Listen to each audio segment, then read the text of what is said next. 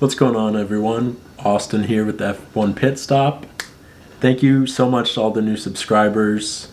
It means the world, and if you want to join this little F1 community, then please do the same. So without further ado, I'm going to start a new, I guess you could call it a series on this channel. Once a week, we're going to do a little news segment of everything new that's going on in the F1 world. And this week, we're going to cover the whole Alpine, Piastri, Alonso, and now, Ricciardo drama that's been going on this off season, and we're going to get all of that explained for you. So let's hop into it.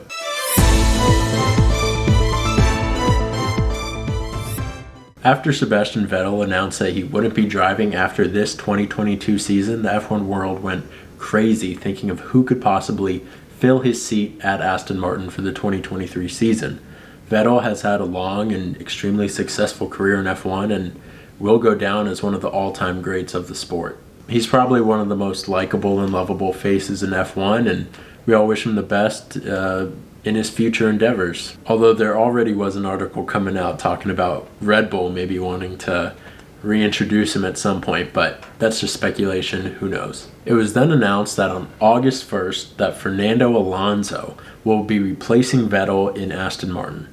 Alonso is 41 years old, and Aston Martin is banking on the fact that Alonso's best years of driving aren't behind him. Alpine, Alonso's current team, did not want to take that bet and wanted to go with someone younger to grow with the team as Esteban Ocon is.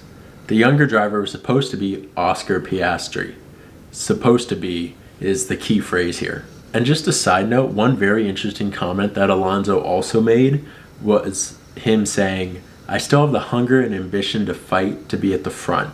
I would think Alonso should have fought for his spot at Alpine in order to have a better chance to be at the front. But who knows? Daddy Stroll is injecting a ton of money into Aston Martin, so maybe they have something up their sleeve. Okay, so here's where it gets interesting. Go back to Oscar Piastri, the name I mentioned earlier. He's a very talented driver who was the 2020 F3 champion, the 2021 F2 champion, and he has very close ties with Alpine, being one of their reserve drivers, and was basically a shoo-in for the 2023 Alpine seat. So, with all that information, Alpine on August 2nd announced that Piastri would be racing for them to replace Alonso going to Aston Martin. And everything was super smooth until the unthinkable happened, and Piastri sent out this tweet saying, "I understand that without my agreement, Alpine F1 have put out a press release late this afternoon that I am driving for them next year. This is wrong, and I have not signed a contract with Alpine for 2023. I will not be driving for Alpine next year." F1 Twitter was stunned, wondering how all of this could have gone wrong. Piastri, not yet in F1, is already turning down F1 teams. His tweet left everyone questioning if Piastri is not going to Alpine, where exactly would he go? Sadly, this is where another very lovable F1 character, if you will, comes into play, Daniel Ricciardo.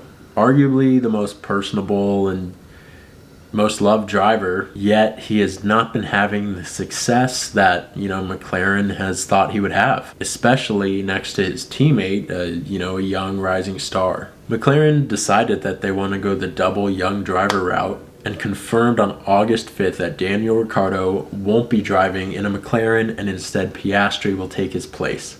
This leaves many wondering now where Ricciardo will go, with still many spots on the grid not taken. And then a little bit later it comes out that Ricciardo has said McLaren can offer him a bit over $20 million to buy out his contract, as his contract is secured with McLaren through 2023. However, I think we all know if McLaren doesn't want Ricciardo driving for them, they can work around that in some way, shape, or form. We'll keep an eye out on where all of this is going, and thank you all for tuning in for the first episode of the F1 Pitstop News. Tune in weekly and we'll keep up to date on the latest F1 news. As always, like the video and subscribe to the channel so you don't miss any of the coming episodes. I'll catch you next time.